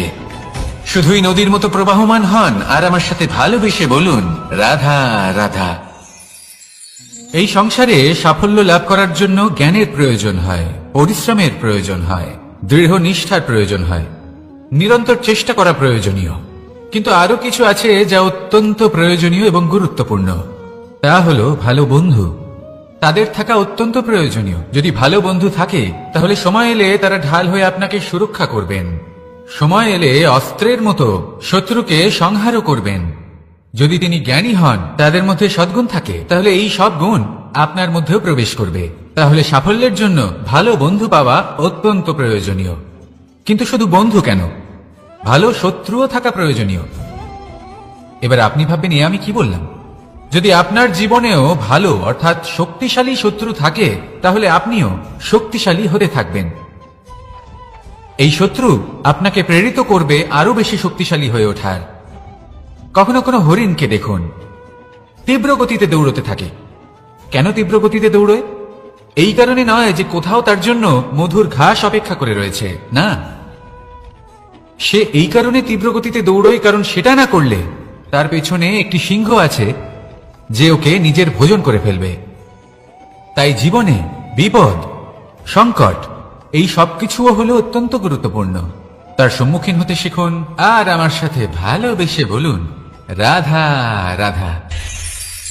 আমরা সবাই ফল খাই, কিন্তু আমাদের সেই ফলই প্রিয় হয় যে পরিপক্ক হয়ে ওঠে, যেটা নম্র হয়, আর যে ফল অনেক বেশি মিষ্টি আর সুস্বাদু হয়ে থাকে, যাদের রঙে বাহার দেখা যায়। সেইভাবে জীবনে আমরা নানান মানুষের সাথে পরিচিত হই, কিন্তু সেই মানুষই আমাদের মন ছুঁয়ে যায় যারা বিনম্র স্বভাবের, যাদের বাণী খুব মধুর, যাদের অন্তরে আত্মবিশ্বাসের একটা তেজ, একটা রং দেখা যায়। এবার এমন ব্যক্তি আমরা কি করে হব? ঠিক সেইভাবেই যেমন একটা ফল রোদ, বর্ষা, শীত, বায়ু, এই সকল সংকটময় পরিস্থিতির সম্মুখীন হয়ে পরিপক্ক হয়ে ওঠে, সেইভাবেই মানুষ সংকটময় পরিস্থিতির সম্মুখীন হয়ে পরিপক্ক হয়ে ওঠেন। যদি এই সংকটের সম্মুখীন হন, তাহলে অভিজ্ঞ হবেন, আর এই অভিজ্ঞতাই শিক্ষা দিয়ে যাবে। এই অভিজ্ঞতা আমাদের শিখিয়ে দেয় যে আমাদের বিনম্র থাকতে হবে। অহংকার করে কোনো লাভ নেই। মধুর বাণীর যে কি মূল্য তা আমরা শিখতে পারি। এই অভিজ্ঞতাই আমাদের বুঝিয়ে দেয় যে উচিত অনুচিত কোনটা, আমাদের দৃষ্টিভঙ্গি তৈরি করে, আর এই দৃষ্টিভঙ্গি দ্বারা আত্মবিশ্বাস জাগ্রত হয়। সেই জন্য জীবনে কখনো বিপদ থেকে দূরে পালাবেন না, সেগুলোর সম্মুখীন হন, অভিজ্ঞতা লাভ করুন, তার থেকে শিক্ষা লাভ করুন, এইভাবেই পরিপক্ক হবেন। আসুন আমার সাথে ভালোবেসে বলুন, রাধা রাধা। ধন সঞ্চয় করা সম্ভব, আর সেই জন্য ধন সব থেকে বেশি মূল্যবান সম্পত্তি নয়। এবার আপনি বলবেন, আমি কি বলছি? এই ধন খুব মূল্যবান, আমরা সকলে অর্জন করতে ব্যস্ত। সেটা এই কারণে, কারণ আপনারা জানেন না এই সংসারের সব থেকে বেশি মূল্যবান সম্পত্তি কি। এ হলো সেই সম্পত্তি যা কখনো সঞ্চয় করা সম্ভব নয়। আপনার কাছে যতই ধন থাকুক, তা দিয়ে আপনি স্বাস্থ্য লাভ করতে পারেন, বাড়ি কিনতে পারেন, আদি ইত্যাদি। কিন্তু আপনি যতই ধনী হন না কেন, ফেলে আসা দিনের একটা মুহূর্ত আপনি লাভ করতে পারবেন না। এই একটা মুহূর্ত, এই সময়, এটাই হলো সংসারের সব থেকে মূল্যবান সম্পত্তি। একবার চলে গেলে তা কখনোই ফিরে আসে না। আর এই মুহূর্ত যতই চলে যাক না কেন, আমরা স্মৃতির মাধ্যমে সেগুলি যাপন করতে পারি, তার আনন্দ উপভোগ করতে পারি। আর যার সাথে আমরা সময় অতিবাহিত করেছি, তার স্মৃতিতে আমরা চিরকাল জীবিত থাকতে পারি। সেই জন্য সময় সব থেকে মূল্যবান সম্পত্তি, তাকে এইভাবে নষ্ট করবেন না। প্রত্যেকটা মুহূর্ত উপভোগ করুন, আনন্দ করুন, আর ভালোবেসে বলুন, রাধা রাধা। কনক, কি সুন্দর একটা শব্দ। এর অনেকগুলো রূপ রয়েছে, অনেকগুলো অর্থ রয়েছে। প্রথম অর্থ হলো স্বর্ণ, অর্থাৎ সম্পত্তি। দ্বিতীয় অর্থ ধুতুরা, অর্থাৎ গাছের ছোট একটা বীজ, যা কিনা অত্যন্ত শক্তিশালী হয়। যদি বেশি মাত্রায় এর প্রয়োগ করা হয় তাহলে এটা বিষময় হয়ে উঠতে পারে। এই হলো সেই ধুতুরা যার প্রয়োগ মহাদেবের পুজোতে করা হয়। এবার প্রশ্ন হলো এটাই যে এই স্বর্ণ এবং এই ধুতুরার মধ্যে মিল কি রয়েছে। মিল হলো এটাই যে এই দুটোই মানুষকে মত্ত করে তোলে। ধুতুরা মানুষকে তখন মত্ত করে যখন তাকে সেবন করা হয়, কিন্তু স্বর্ণ, ধন সম্পত্তি, মানুষ এটা যতটাই অর্জন করে নেয় সেটাই যথেষ্ট। এই স্বর্ণ মানুষের ভাবনা চিন্তা করার ক্ষমতাকে বশ করে ফেলে। মানুষ সম্পত্তির লোভে মত্ত হয়ে ওঠে, কারণ যে যত চমৎকারী, যতটা অমূল্য হয় তাকে সামলানো কিন্তু ততটাই কঠিন, তাই না? তাই মনে রাখবেন, ধন, স্বর্ণ, সম্পত্তি এগুলো ধুতুরার থেকেও অনেক বেশি বিষাক্ত হতে পারে। তাই এর উপর আত্মসংযমের একটা কবচ পরিয়ে রাখবেন এবং বিবেকের শক্তির সাথে এগুলো প্রয়োগ করুন, তবেই কল্যাণ হবে। আসুন আমার সাথে ভালোবেসে বলুন, রাধা রাধা। আমার কাছে যশোদা মা যেমন, আমার কাছে দেবকী মা যেমন, আমার কাছে ঠিক তেমনই হলেন গোমাতা। এবার ভেবে দেখার বিষয় হলো এটা যে এই সংসারে অসংখ্য প্রাণী আছে। একজন গাইকে একজন মায়ের মর্যাদা কেন দেওয়া হয়? তাহলে এর অনেকগুলো কারণ আছে। এই গাই অর্থাৎ গোমাতা, এনারা হলেন অত্যন্ত শান্ত, শান্তিপ্রিয়, কখনো কারোর কোনো ক্ষতি করতেই পারেন না। গোমাতা যে দুধ নিজের বাছুরকে পান করান সেই দুধই আমাদেরও দেন। সেই দুধ পান করে আমরা শক্তি লাভ করি। এই দুধ থেকে আমরা মাখন, ঘি, পায়েস এইসব সুস্বাদু খাবার লাভ করি। গোমাতার গোবর আমাদের জ্বালানি হিসেবে সাহায্য করে, যার ফলে খুব কম সংখ্যক কাঠ ব্যবহার করা যায় এবং বেশিরভাগ জঙ্গল সুরক্ষিত থাকে। গোমাতার গোমূত্র সেটাও আমাদের কাছে লাভজনক। এর দ্বারা আমরা অনেক রোগ থেকে মুক্তি লাভ করতে পারি। গোমাতা যখন একটি বাছুরকে জন্ম দেন তখন সেই বড় হয়ে আমাদের ক্ষেত কর্ষণ করে। সেই জন্য গাইকেও জীবনে মায়ের মর্যাদা দেবেন। যতটা সম্ভব তাকে সেবা করুন এবং ভালোবেসে তাকে পালন করুন। এই মন নিজে থেকেই প্রসন্ন হয়ে বলবে, রাধা রাধা। মধু কারই না পছন্দ বলুন তো? অত্যন্ত সুস্বাদু হয় এই মধু, মিষ্টি খেতে হয় এবং তা শক্তিও প্রদান করে। এবং প্রত্যেকটি মিষ্টি পদার্থের মতোই এতেও খুব তাড়াতাড়ি পিঁপড়ে ধরে যায়। অন্যদিকে যদি নুনকে দেখি তাহলে বছরের পর বছর রাখলেও এতে পিঁপড়ে ধরে না। এবার যদি কথা বলি বন্ধুত্বের, তাহলে বন্ধুত্ব নুনের মতো হওয়া উচিত, মধুর মতো নয়। যারা সামনে এলে শুধুমাত্র মধুর মধুর কথা বলবে, পরে এতে পিঁপড়ে ধরে যাবে, এটা নুনের মতো হওয়া উচিত। প্রকৃত বন্ধু হলো সে যে সময় এলে পরে আপনার সামনে আপনার প্রকৃত সত্য তুলে ধরবে, তা সে যতই কঠিন হোক না কেন। আপনার দোষ, আপনার অপগুণ, আপনার খামতি আপনাকে বলতে পারবে, যাতে আপনি সেগুলো শুনে মেনে নিয়ে তারপর নিজেকে শুধরোতে পারেন। এটাই হলো প্রকৃত বন্ধুত্ব। কখনো নিজের জীবনের আশেপাশে মন দিয়ে দেখবেন, অনেক সময় এমন মানুষ থাকেন, অনেক বন্ধু থাকেন যাদের দেখে আমাদের মনে হয় যে এনারা খুব কঠোর, এনাদের কথা খুব কটু। কিন্তু বেশিরভাগ এমন মানুষের মনটা যদি বুঝতে পারেন তাহলে দেখবেন তাতে কোনো মালিন্য নেই। এনাদের মন অত্যন্ত পবিত্র হয়। যদি আপনার জীবনেও এমন কোনো ব্যক্তি থেকে থাকে, এমন বন্ধু থাকে, তাহলে তাদের আগলে রাখুন আর আমার সাথে ভালোবেসে বলুন, রাধা রাধা। যতক্ষণ আমরা এই সংসারে জীবিত ততক্ষণ আমাদের সাথে সবকিছু থাকে। আমাদের ধন, সুখ স্বাচ্ছন্দ্য, আমাদের মিত্রগণ, আমাদের পরিবার, এই সমাজ, এই সবকিছু আমাদের সাথে থাকে। যেদিন আমরা এই সংসারকে ত্যাগ করব, এদের মধ্যে কেউ আমাদের সাথে যাবে না, না ধন, না স্বাচ্ছন্দ্য, না সম্পত্তি। এই সকল মানুষ, এই সমাজ, এরা শুধুমাত্রই শ্মশান পর্যন্ত আমাদের সাথে থাকতে পারবেন। তারপরে যদি আমাদের সাথে কিছু যেতে পারে তাহলে তা শুধুই আমাদের ধর্ম। আর এই সংসারে আমরা নিজেদের যে সুনাম রেখে যাই, সেটা সম্ভব শুধুমাত্র কর্মের দ্বারা। সেই জন্য সংসারে যতদিন পর্যন্ত জীবিত আছেন, যদি কিছু অর্জন করতে চান তাহলে ধর্ম অর্জন করুন, ধর্মের বিষয়ে স্পষ্টতা অর্জন করুন এবং কর্ম অর্জন করুন। এটাই হবে আপনার অতীত এবং এটাই হবে আপনার ভবিষ্যৎ, এবং এটাই সকলকে প্রেরণা প্রদান করবে। আসুন আমার সাথে ভালোবেসে বলুন, রাধা রাধা। এই পরিবার হলো আমাদের জীবনের একটা অমূল্য সম্পদ, অমূল্য এক আশ্রয়, যা এই সংসারে হয়তো কোথাও আপনি পাবেন না। তাই একে আগলে রাখুন। পরিবার সেই গাছ। আসুন আমার সাথে ভালোবেসে বলুন, আর সেই গাছ। আসুন আমার সাথে ভালোবেসে বলুন, রাধা রাধা। অনেক সময় আমরা জীবনে অনেক মানুষকে এমন বলতে শুনে থাকি যে আমি অসফল হয়েছি কারণ আমার সময় ভালো যাচ্ছিল না।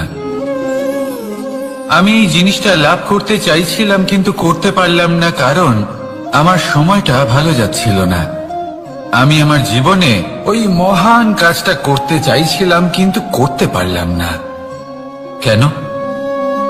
কারণ আমার সময়টা ভালো যাচ্ছিল না। কিন্তু যে মুহূর্তে ভালো সময় আমার জীবনে আসবে, আমি সব কিছু প্রাপ্ত করব। এমন প্রায় প্রত্যেকেই বলেন।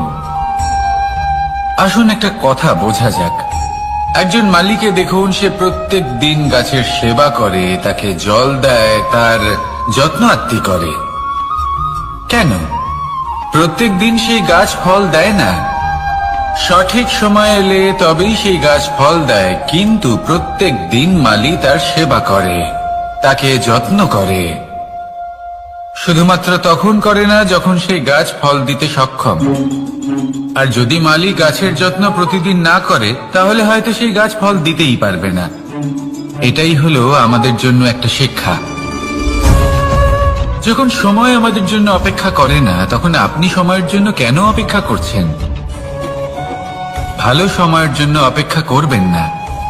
ভালো এবং শুভ কর্ম দ্বারা ভালো সময়কে নিজের কাছে টেনে আনুন। নিরন্তর কর্ম করুন, পরিশ্রম করতে থাকুন। শুভ সময় আপনা থেকেই আপনার কাছে আসবে। আসুন আমার সাথে ভালোবেসে বলুন, রাধা রাধা। একে বালি বলুন, মাটি বলুন বা ধুলো বলুন, এ দিয়ে কত কিছু করা সম্ভব। এ দিয়ে আপনি নিজের বাসস্থান নির্মাণ করতে পারেন, প্রাচীর গড়ে তুলতে পারেন, অট্টালিকা নির্মাণ করতে পারেন। কিন্তু যদি এই বালিকে আপনি মুষ্টিবদ্ধ করে রাখতে চান, তাহলে তা হাত থেকে ফসকে যাবে। আপনি কখনোই একে মুষ্টিবদ্ধ করতে পারবেন না। এরকমই হয় আমাদের জীবন, আর এরকমই হয় সময়। এই মুষ্টিবদ্ধ করা বালির মতো। সময়কে আমরা বাধা দিতে পারবো না, আটকেও রাখতে পারবো না। এ হলো প্রবাহমান। জন্ম থেকে মৃত্যু পর্যন্ত এই যে সময়, তা খুবই সীমিত। আর এই সময় আমরা যেটাই করি তার দ্বারাই আমাদের মূল্য নির্ধারিত হয়। আর এই সংসার থেকে চলে যাওয়ার পরেও এই সংসার এই সব কর্মের জন্যই আমাদের মনে রাখে।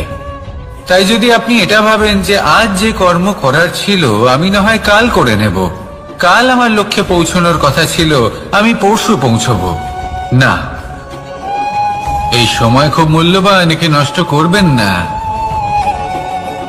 এই সময়কে সদ্ব্যবহার করুন, মহান হবার পথে অগ্রসর হন। একে যদি মুষ্টিবদ্ধ করে রাখার চেষ্টা করেন, এই সময় থেমে থাকবে না।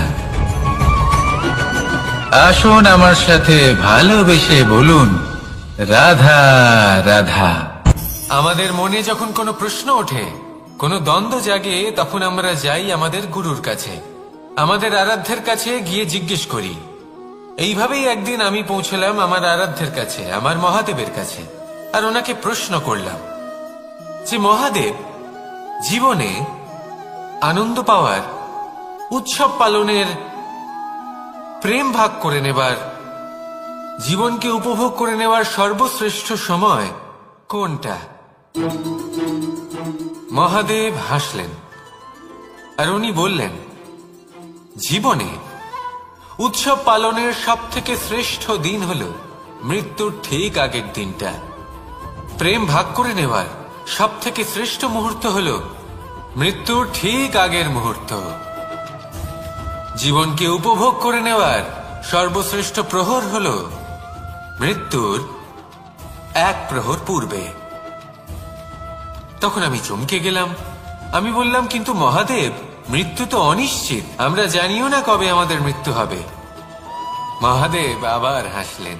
উনি বললেন যে যদি আমরা এভাবে জীবন কাটাই যে আমরা জীবনের প্রত্যেক দিন, প্রত্যেক মুহূর্ত, প্রত্যেক প্রহর শেষ বলে মনে করি, তাহলে আমাদের সমস্ত জীবন আনন্দের সাথেই অতিবাহিত হবে। কি বলেন?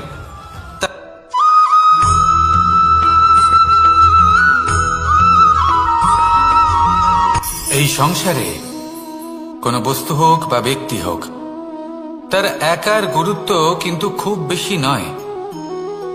একটা উদাহরণ হিসেবে বৃষ্টির ফোঁটাকে ভেবে দেখুন। যদি একটি বৃষ্টির ফোঁটা হয় তাহলে তার খুব বেশি গুরুত্ব থাকে না, কিন্তু যখন সহস্র বৃষ্টির ফোঁটা মেঘের মধ্যে দিয়ে ঝরে পড়ে, তখন সেটা বর্ষার রূপ ধারণ করে। সেই বর্ষা যা এই প্রকৃতিকে শান্ত করে। সেইভাবেই পাথরের ছোট টুকরো, তার খুব বেশি গুরুত্ব থাকে না, কিন্তু যখন অসংখ্য পাথরের টুকরো একত্রিত হয় তখন তা পর্বতের আকার ধারণ করে। সেইভাবেই কিছু মানুষ যখন একত্রিত হন তখন তৈরি হয় পরিবার, কিছু পরিবার যখন একত্রিত হয় তখন তৈরি হয় সমাজ, যখন অনেক সংখ্যক সমাজ একত্রিত হয় তখন তৈরি হয় রাজ্য। এবার এই রাজ্যের সবথেকে গুরুত্বপূর্ণ ব্যক্তি হতে পারেন রাজা, কিন্তু তাও সেই রাজা একা কিছু করতে পারেন না। যুদ্ধ লড়ার সময় তারও নিজের সৈন্যদলকে প্রয়োজন পড়ে। কিন্তু এই সংসারে এমন একজন ব্যক্তি আছেন যিনি একাই সব কাজ করতে থাকেন, এবং সেই ব্যক্তি হলেন মা। আমাদের জীবনে একজন পিতার ভূমিকা কিন্তু নিঃসন্দেহে অমূল্য, কিন্তু আমাদের সকলের জীবনে যে ভূমিকা একজন মায়ের তা অন্য কারোর থাকে না। একজন মা একাই সন্তানকে বড় করতে পারেন, সংস্কারী করে তুলতে পারেন, তার জন্য পরিশ্রম করেন। আর এত কিছু কাজ করার পরেও তার কাজের জন্য তিনি প্রশংসা অবশ্য পান না। উল্টে যদি সেই সন্তান অনুচিত পথে চালিত হয়, অনুচিত কর্ম করে, তখন সেই মাকেই অপবাদের পাত্র হয়ে উঠতে হয়। আমাদের জীবনে মায়ের যোগদান কতটা সেটা বুঝুন। আপনাকে বড় করে তোলার জন্য উনি কতটা পরিশ্রম করেছেন সেটা বুঝুন। আজ থেকে, এখন থেকে, এই মুহূর্ত থেকে মাকে সম্মান করতে শিখুন। যখন সময় পাবেন, যখন সুযোগ হবে, তখন তার প্রশংসা করুন, ওনারও ভালো লাগবে। আর মায়ের এই মমতার জন্য, তার এই ভূমিকার জন্য আসুন সবাই মিলে আমরা তাকে প্রণাম করি, আর সকলে মিলে ভালোবেসে বলি, রাধা রাধা।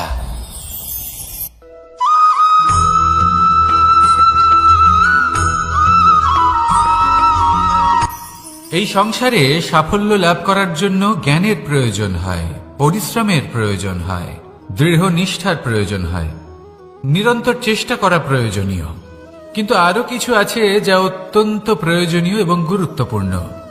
তা হলো ভালো বন্ধু। তাদের থাকা অত্যন্ত প্রয়োজনীয়। যদি ভালো বন্ধু থাকে তাহলে সময় এলে তারা ঢাল হয়ে আপনাকে সুরক্ষা করবেন। সময় এলে অস্ত্রের মতো শত্রুকে সংহারও করবেন। যদি তিনি জ্ঞানী হন, তাদের মধ্যে সদ্গুণ থাকে, তাহলে এই সব গুণ আপনার মধ্যেও প্রবেশ করবে। তাহলে সাফল্যের জন্য ভালো বন্ধু পাওয়া অত্যন্ত প্রয়োজনীয়। কিন্তু শুধু বন্ধু কেন, ভালো শত্রুও থাকা প্রয়োজনীয়। এবার আপনি ভাববেন, এ আমি কি বললাম? যদি আপনার জীবনেও ভালো অর্থাৎ শক্তিশালী শত্রু থাকে, তাহলে আপনিও শক্তিশালী হতে থাকবেন। এই শত্রু আপনাকে প্রেরিত করবে আরো বেশি শক্তিশালী হয়ে ওঠার। কখনো কোনো হরিণকে দেখুন, তীব্র গতিতে দৌড়তে থাকে। কেন তীব্র গতিতে দৌড়য়? এই কারণে নয় যে কোথাও তার জন্য মধুর ঘাস অপেক্ষা করে রয়েছে, না, সে এই কারণে তীব্র গতিতে দৌড়য় কারণ সেটা না করলে তার পেছনে একটি সিংহ আছে যে ওকে নিজের ভোজন করে ফেলবে। তাই জীবনে বিপদ, সংকট এই সবকিছুও হলো অত্যন্ত গুরুত্বপূর্ণ। তার সম্মুখীন হতে শিখুন আর আমার সাথে ভালোবেসে বলুন, রাধা রাধা।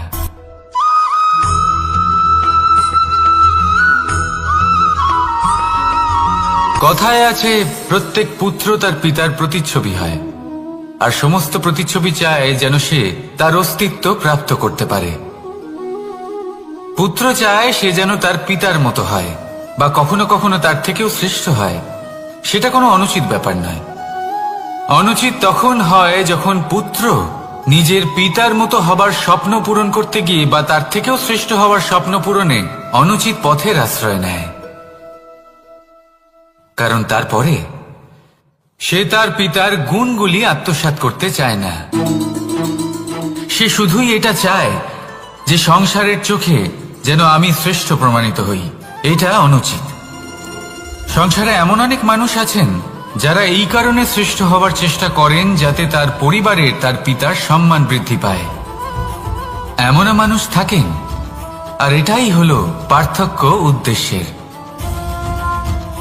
মনে রাখবেন, যদি আপনার উদ্দেশ্য শুভ হয় তাহলে পথও শুভ হবে, যদি আপনার উদ্দেশ্য অশুভ হয় তাহলে পথও অশুভ হবে। তাহলে নিজের পিতার মতো হবার চেষ্টা অবশ্যই করুন, তার থেকেও শ্রেষ্ঠ হওয়ার চেষ্টা অবশ্যই করুন, কিন্তু মনে রাখবেন আপনার সংকল্প আর আপনার উদ্দেশ্য এই দুই শুভ হওয়া উচিত। তাহলে আসুন আর আমার সাথে ভালোবেসে বলুন, রাধা রাধা।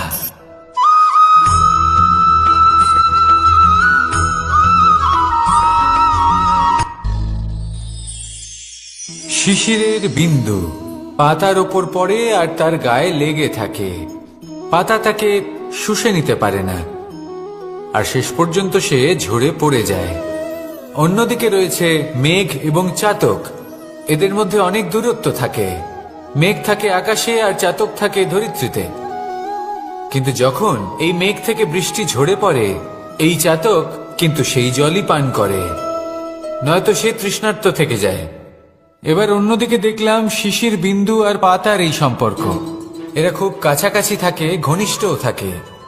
অন্যদিকে রয়েছে মেঘ এবং চাতকের সম্পর্ক, যাদের মধ্যে অনেক দূরত্ব থাকা সত্ত্বেও তারা খুব ঘনিষ্ঠ, তাই না? এই সারমর্ম খুব সরল। এই নৈকট্য, এই দূরত্ব, তা আপনার সম্পর্কে প্রভাব কিছুতেই ফেলতে পারে না। এই নৈকট্য, এই দূরত্ব, এইসব হলো শুধুমাত্র মনের ব্যাপার। কখনো আপনি অনুভব করেছেন আপনি কারোর থেকে অনেক অনেক দূরে আছেন, অনেক দূরে আছেন, তাও সেই ব্যক্তির প্রতি আপনি টান অনুভব করেন। সেখানে আপনি কারোর সাথে প্রত্যেক দিন অতিবাহিত করেন, সমস্ত জীবন অতিবাহিত করেন, সব থেকে বেশি সময় তার সাথে অতিবাহিত করেন, তাও তার প্রতি সেই টান অনুভব করেন না। এই সংকেত হলো মনের দূরত্বের। তাহলে মনের এই দূরত্ব দূর করুন আর আমার সাথে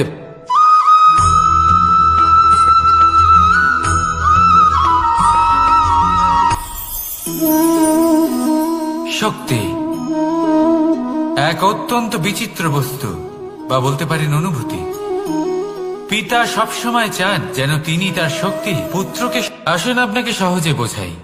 যদি আপনি সুপাত্র হন আর আপনাকে শক্তি দেওয়া হয়, তাহলে আপনি সেই শক্তির গুরুত্ব বুঝবেন, কোথায় সেই শক্তি প্রয়োগ করা উচিত সেটা বুঝবেন। আর এটা যেহেতু অর্জন করা শক্তি হবে, সেই শক্তির অপব্যবহার হবে না। কিন্তু যদি এই আপনি কুপাত্র হন আর যদি আপনাকে এই শক্তি দেওয়া হয়, তাহলে কি হবে? দেখতে গেলে এই শক্তি আপনি দান হিসেবে পেয়েছেন, তাই না আপনি এই শক্তির গুরুত্ব বুঝবেন আর না এর প্রয়োগ আপনি জানবেন।